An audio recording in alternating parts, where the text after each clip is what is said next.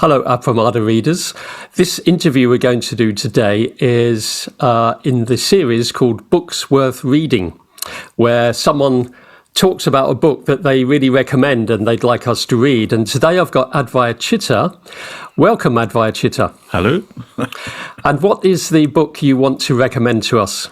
The book is Despised by Paul Embry, and its subtitle is Why the Modern Left Loathes the Working Class. Interesting. Let's begin by talking about the author. Who is Paul Embry? Paul Embry he's a firefighter by trade. He's a trade unionist. He's been a long-term member of the Labour Party. And he's also a writer. I came across him on an online magazine called Unheard, where I was quite struck by the clarity of his writing and the topics he was talking about. He brought out this book, I think, a year or so ago, and I was very taken with the book as well. Yes, I've read a few of Paul Embry's articles in Unheard, and also I think in Spiked. He comes on to Spiked sometimes. But he's not just a Labour Party man, is he? He's what he calls Blue Labour. Blue Labour, yes. So what is that? What's Blue Labour? You could say Blue Labour is an aspect of the Labour tradition that emphasises, in certain ways, more conservative with a small c, traditions, like community, like the nation, like the family. Yeah, and I think it's an interesting term, Blue Labour, for I think part of the Labour come socialist tradition actually goes back a long way. I think there are different aspects of what we could call the socialist traditions, and they are actually very, very different. And sometimes what he calls Blue Labour, you could call the old Labour movement rather than socialist. It depends on your definitions, but I think it's a very important tradition that goes back, a couple of 100 years or so, actually to the 18th century, with the rise of, if you like, the British moral philosophy tradition that really began, I think, in the 18th century and became established in things like the Methodist Church and how they looked after people and helped people get education, etc. So there's a long sort of history behind it. Mm-hmm. And I see him and what he calls Blue Labour now as part of that tradition. Yeah. Would it be accurate to say that Blue Labour is socially conservative? Yeah, socially conservative with a small c, in that, as I say, it values family, local community, the nation, the nation state. It also values democracy, of course. And if we're going to call those conservative, they're very different from what he's criticising in the book, of what's developed in what he calls the liberal left, which is now, if you like, the orthodoxy in much of the Western world. Yeah. Yes. The thing that strikes me mostly about Paul Embry is his integrity. He seems a man of great integrity to me. Yes, that comes across to me as well. I feel there's no nonsense about Paul. He's writing from the heart about things he feels very deeply about, and he's writing with clarity of thought. As well, and it comes across as an honest appraisal of what's going on. He does indeed, yeah. So the title of the book, Despised, what does that refer to? Well, it's Well, as the subtitle is, "Why the Modern Left Loathes the Working Class." Well, what does he mean by the modern left here? He means, well, one of his terms for it is the liberal left, yeah, or the woke left, shall we say?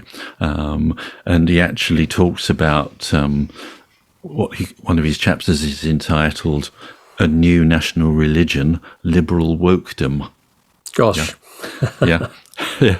Well, it is interesting that he compares it to a religion, which is not the only person doing that. Indeed not. I could return to that.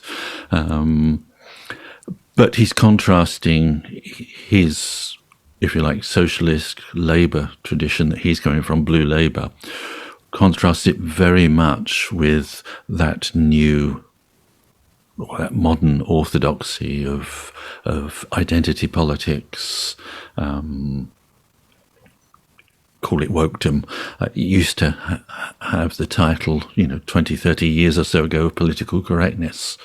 And he looks at how his own party, the Labour Party, went from being a party that really did represent the interests of the working class people in Britain, and how it, over time, became a party of the more university-educated, more liberal left, who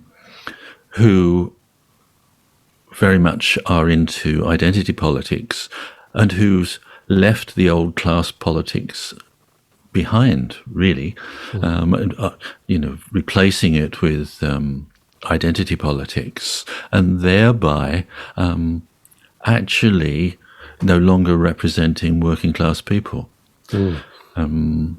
And he makes very good points about this, how it actually undermines the solidarity and interests of working class people. The sort of woke politics, because it actually divides people up into different categories, some of whom are the goodies and some of whom are the baddies, shall we say, and actually discriminates against the so-called baddies. So one thing he talks about is how, white people are supposed to have privilege, the original sin of privilege, white privilege as he calls it, and then points out, well, how does a young working class kid in a deprived part of Britain, who's white and who's got no opportunities, how is he privileged exactly? It's as he says, this form of politics is divisive, and he makes that very, very clear, and actually harms people. Yes, harms the working class. Whether it's the white English working class or other, non-white people, working class people, they get harmed by it, actually, and their interests are not met. And he's talking about how that, if you like, woke religion, that ideology that's taken hold of the liberal left, how it goes hand in hand, actually, with what he calls sort of neoliberalism on the economic front, sort of rampant capitalism, if you like, to use another term, and how interesting it is that there is this union, if you like, of identity politics with big business, and how the two actually go together and undermine both of them, undermining the interests of working class people. I think working class people, if we expand that category to include many middle class people, I think it undermines them as well. I agree with him very much.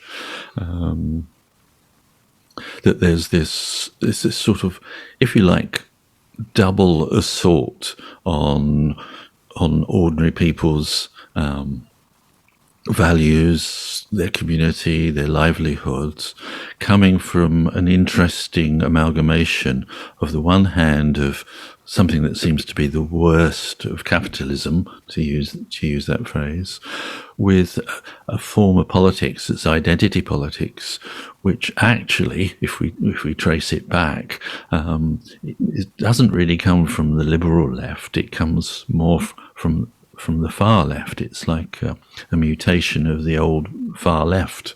And it's interesting that there's now that strange amalgamation of two apparently very opposite things, which is actually having a dominant effect through much of the Western world, or through much of the world now. And he makes it very clear that this is harmful. I'm interested in the the two seemingly opposite things of capitalism and woke. Yeah.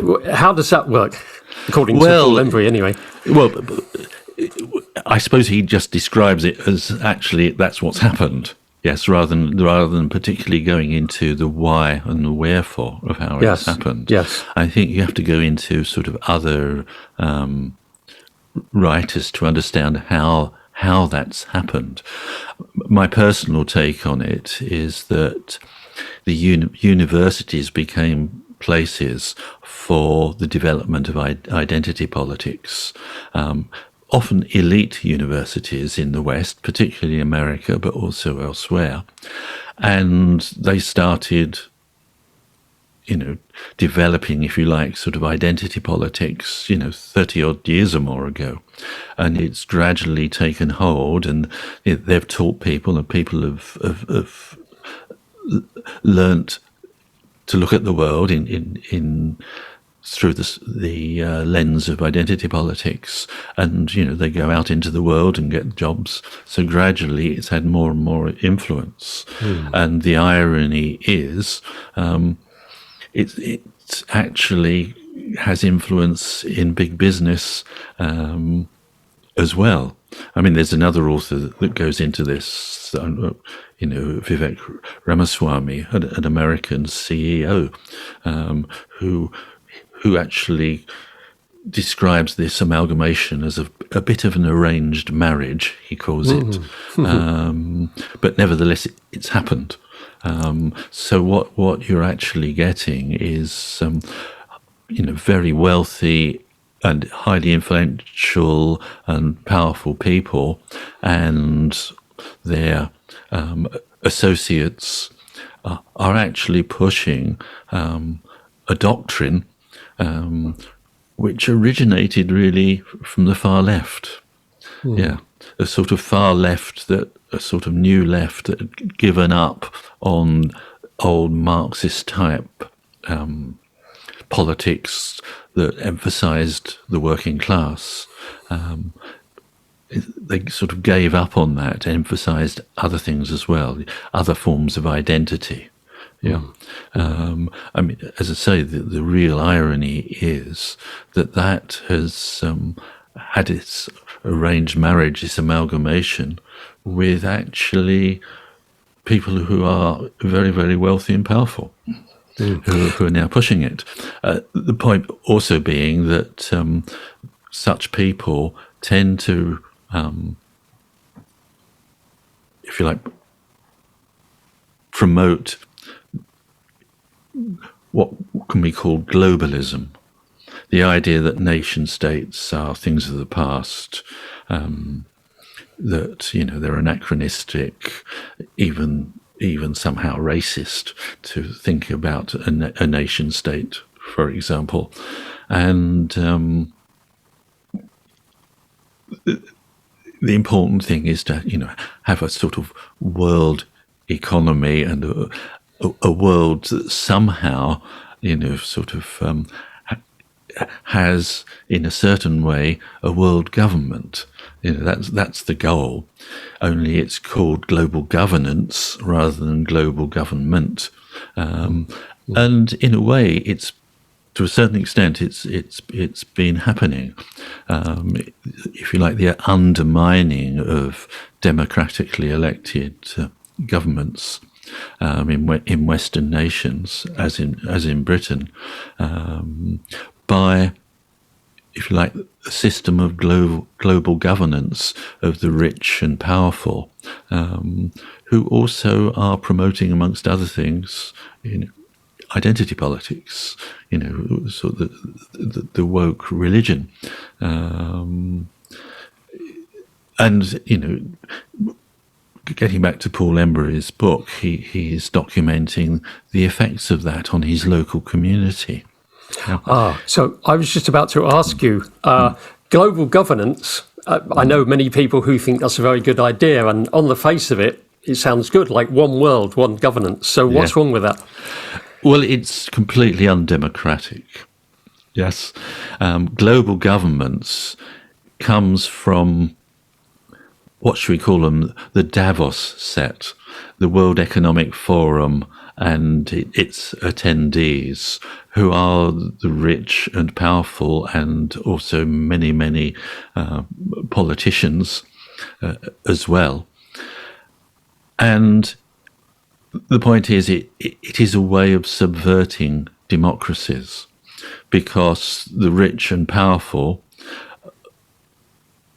work hand in glove with people who are elected by their citizens, but actually do the work of the rich and powerful. Mm-hmm. Yeah. So democracy becomes rather a sham.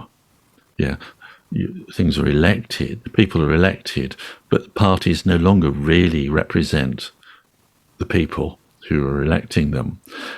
It becomes, a career in politics becomes a way of entering, if you like, the Davos set and its associates.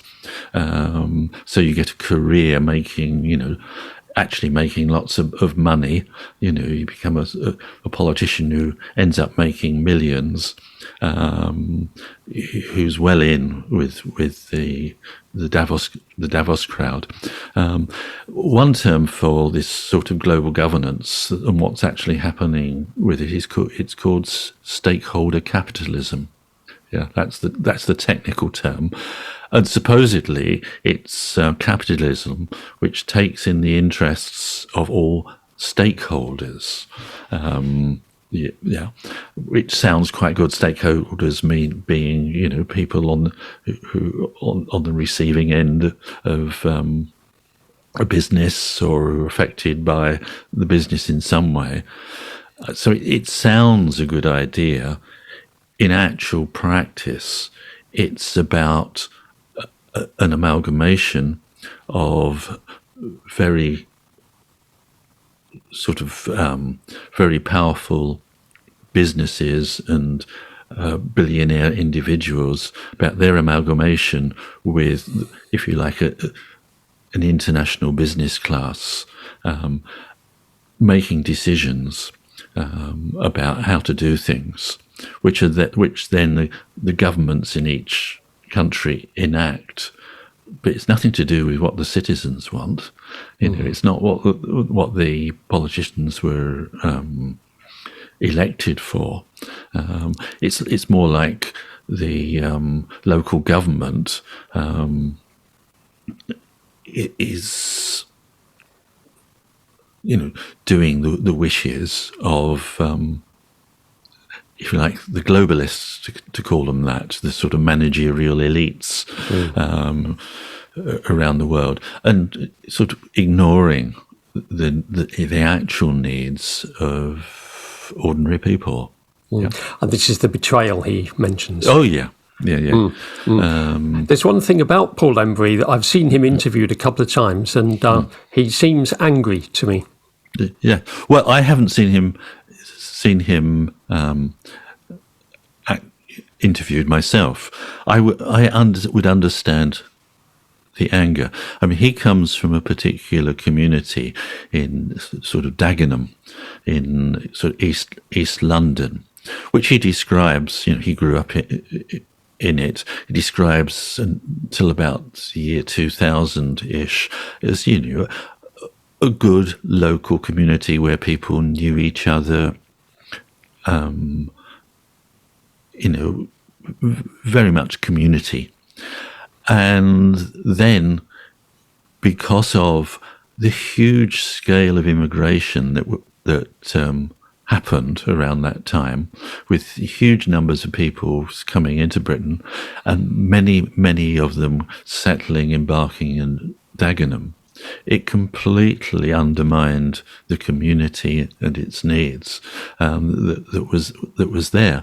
So I can imagine he would be angry about that, you know, seeing that happen, and that realizing that when people were speaking up about it, they would be ignored or even accused of being racist, because, you know, they were concerned about their jobs being threatened, their community being undermined by having just so many incomers. Yeah, and he points out that actually this was a tolerant community.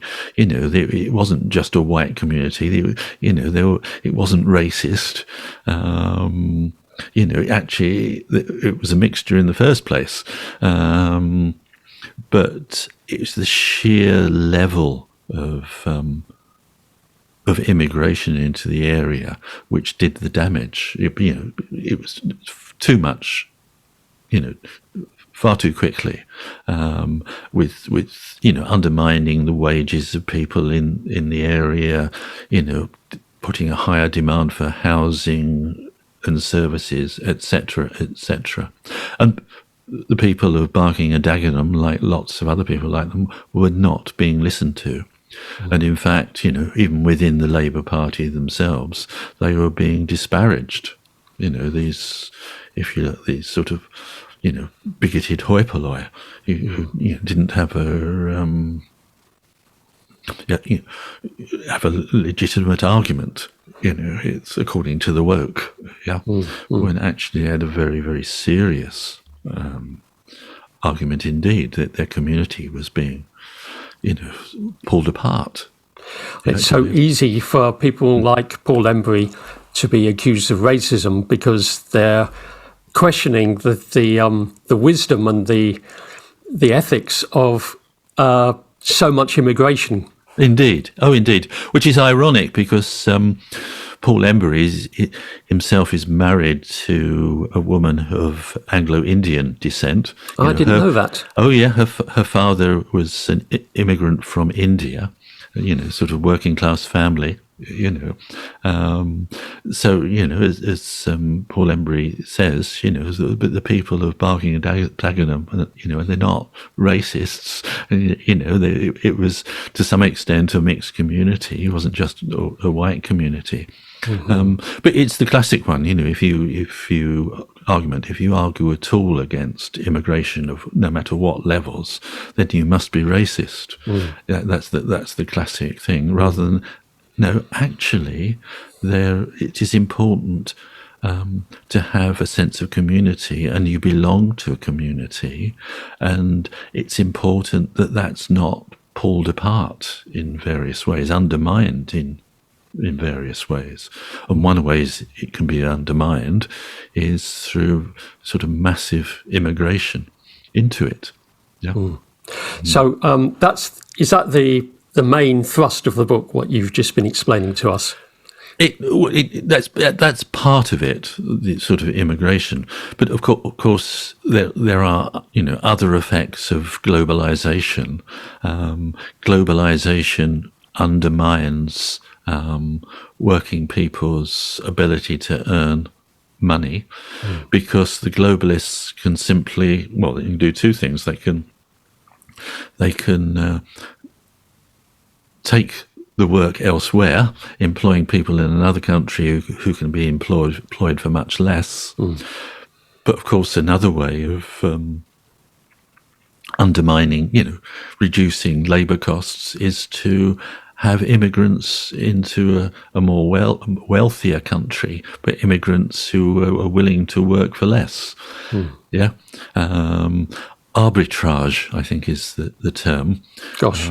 For this, the sort of undermining of the free market, whatever that is, in one way or another. There's actually an American author called Michael Lind, who's written a book called The New Class War, who actually in various ways is saying similar things to Paul Embry. He's talking about this amalgamation between sort of neoliberal economics and the sort of liberal left woke ideology, that there is, and how it undermines working people. Just before we move on, you've mentioned 2 books now. And they came and went very quickly. So the first one was Vikram somebody, an American. Vivek Ramaswamy wrote a book called Woke Incorporated.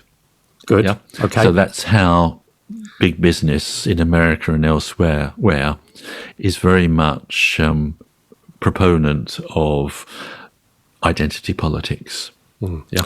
Okay. And the one you just mentioned, Michael Lind, it's The New Class War. He's an American, I think, academic journalist. I'm not quite sure of his background. Again, coming from a similar sort of left Labour background to Paul Embry, although he's American, and his analysis is in a similar way. This is an amalgamation of neoliberal economics, extreme free market economics, and the liberal left's identity politics.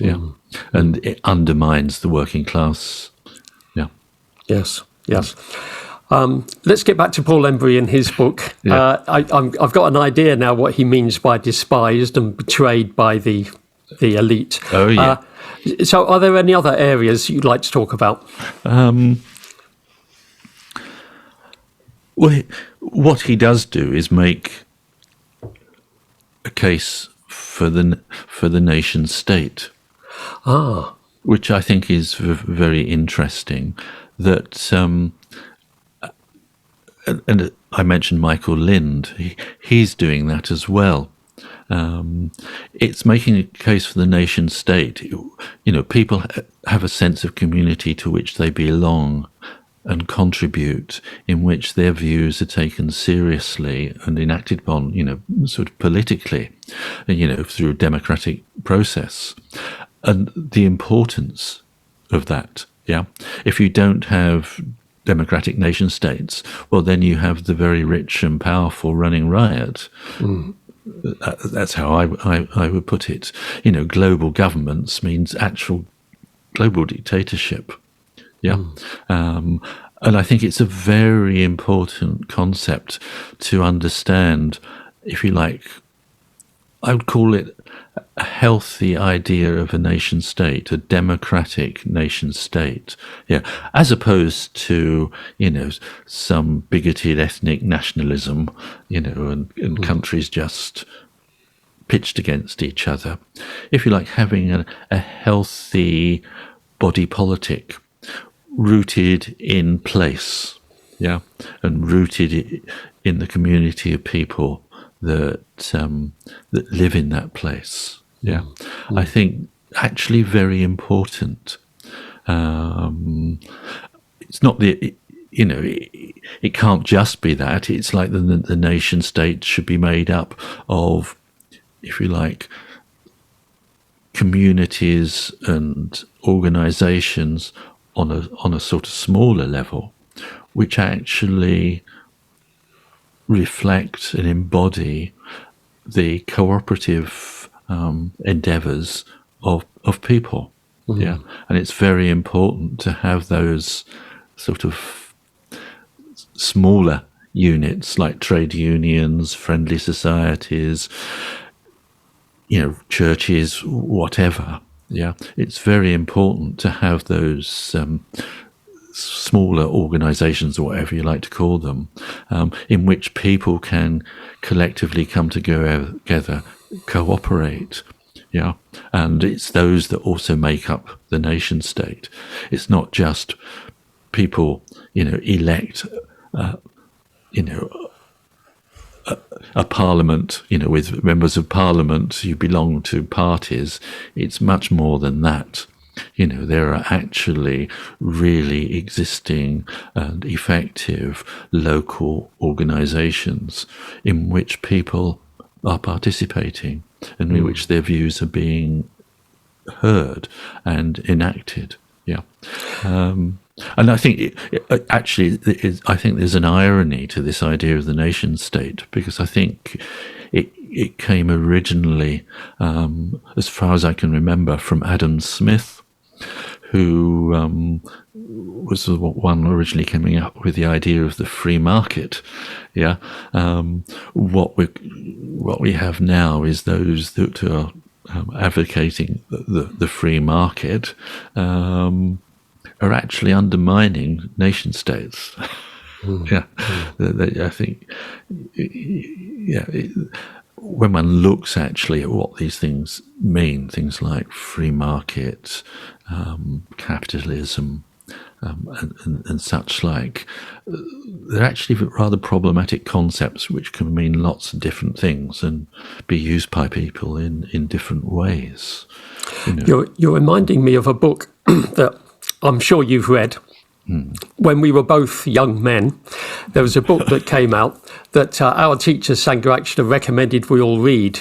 Small is Beautiful by somebody Schumacher. I can remember reading it. I can't remember anything about it now. Well, I don't remember very much, but the whole point of the book was to say this: great big organisations don't work very well. It's much better to be in small organisations where you know people and so on. Oh, yeah. Well, that makes sense. Yes, indeed. Well, I think it actually comes back to something Sangharakshita talked about, which is the importance of the individual. Yes. An individual is not just a member of a group and is not an individualist. An individual is somebody with a healthy psychological and ethical approach to the world, who very much works in relation to other people. That's, if you like, the healthy individual. Well, I think that also is true on sort of more collective levels. So if you have an organizations, it's important to have healthy organizations, yeah, that are ethical and actually help people to be ethical and in good psychological, spiritual health. Yeah, it's important to have such. I call them organisations for want of a better word, as well. And actually, if you like, healthy individuals sort of act within healthy organisations, shall we say. And perhaps an important thing to have as an ideal to work toward is having something like a nation state, which is a sort of healthy collective, yeah, which can engage ethically with other healthy collectives, other nation states. Yeah. In other words, I suppose the point I'm trying to make here is that one shouldn't, how can I put it, look down on the idea of a nation state as just some anachronism that's bound to be bound up with racism or ethnic prejudice or something. Xenophobia. Yeah, it's actually, people do need collectivities that are healthy. I'm thinking of the very important distinction between patriotism and nationalism. Oh, indeed, yes. Sangharachita made that distinction. And Paul Embry talks about patriotism, which is this healthy, positive regard for your nation state and people in it who are somewhat like you. Yeah. Yes. I mean, there may be differences, but actually there is a collective appreciation, shall we say, of each other and each other's interests. Yes. Well, you could say then that patriotism is born of positive emotions, and nationalism is definitely negative. Oh, yeah, well, indeed, yeah. I sometimes look on the difference between the two of them as like the difference between a healthy personality and an unhealthy personality or a personality disorder. Yeah. If you like, on the sort of national level, there's been in the past sort of nasty nationalism, which we can, if you like, compare to, something like a bit like psychopathy or something. It's doing other people down. Yeah. But just because there's been that, sort of nasty, unhealthy nationalism, shall we say, that doesn't mean to say there can't be a healthy patriotism. Yeah, indeed. And as we're speaking, there's a war going on not too far away from us. The Russians under Putin have invaded Ukraine, and it looks like the two things that the Ukrainians, especially President Zelensky, is their mouthpiece. They just love their country, whereas. Putin, you can't say the Russian people because it's Putin really, is coming down very hard on them because he wants to take Ukraine into Russia. Yeah, well, yeah, I confess I haven't been following closely that particular war, but it clearly raises the importance of actually having healthy nations, and not some unhealthy nationalism or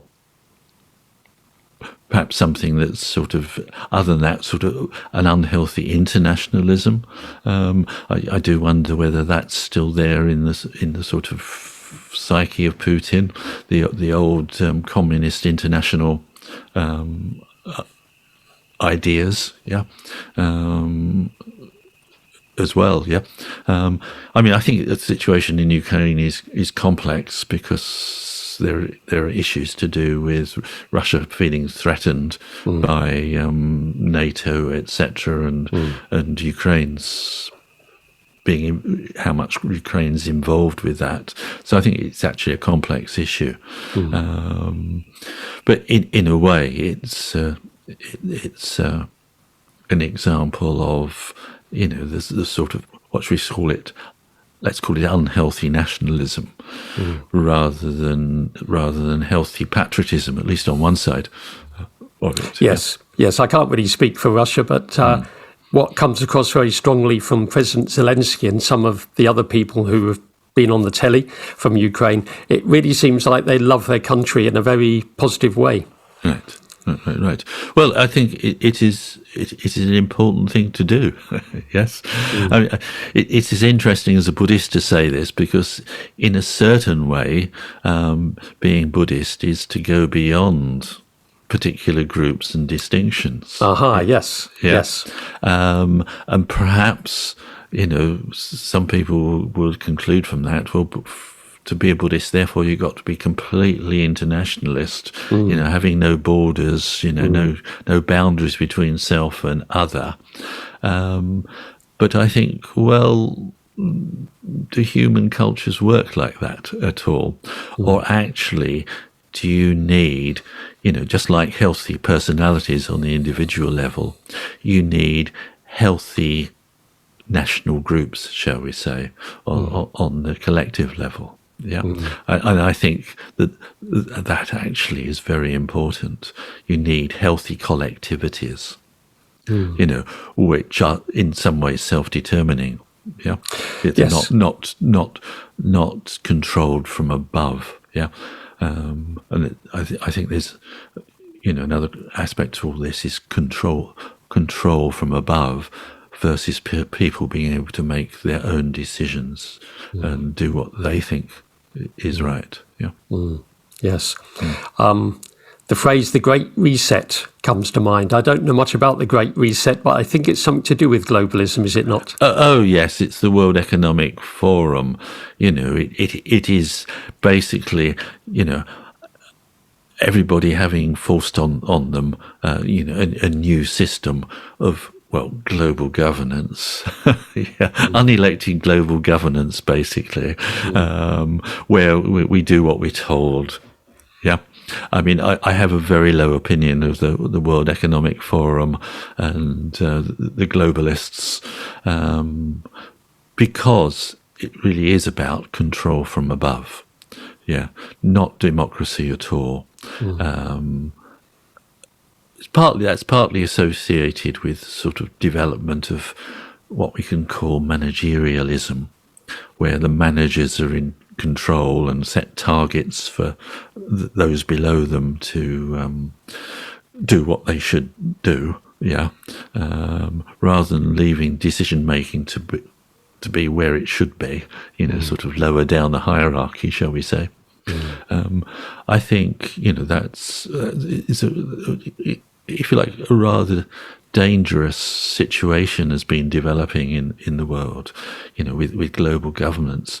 I look on it as a bit of a return to the old medieval feudal aristocratic system. We had a bit of reasonably effective democracy for a while, and actually the way things have developed, that's been undermined. And actually what you're getting is a bit of a return to old style, if you like, neo-feudalism. And in fact, there's another book I could mention. It's called Neo-Feudalism by a writer called Joel Kotkin, which is making exactly this point. That's where we're heading, sort of global managerial control, control from above, where we have less and less say about what we can or cannot do. I think it's very concerning. Yes. So that's basically what the book's about. Well, I've gone a bit away from Paul Embry himself, but he is documenting, if you like, the effects of this globalist, elitist, identity politics associated, if you like, political and economic movement that's been happening, its effect on his local community and communities in Britain, and I think he's depicted it very well, and brought out the important aspects to it in a very clear way. Well, it sounds like a book well worth reading to me. Indeed. Yeah. Thank you for sharing all that with us, Advaya Chitta.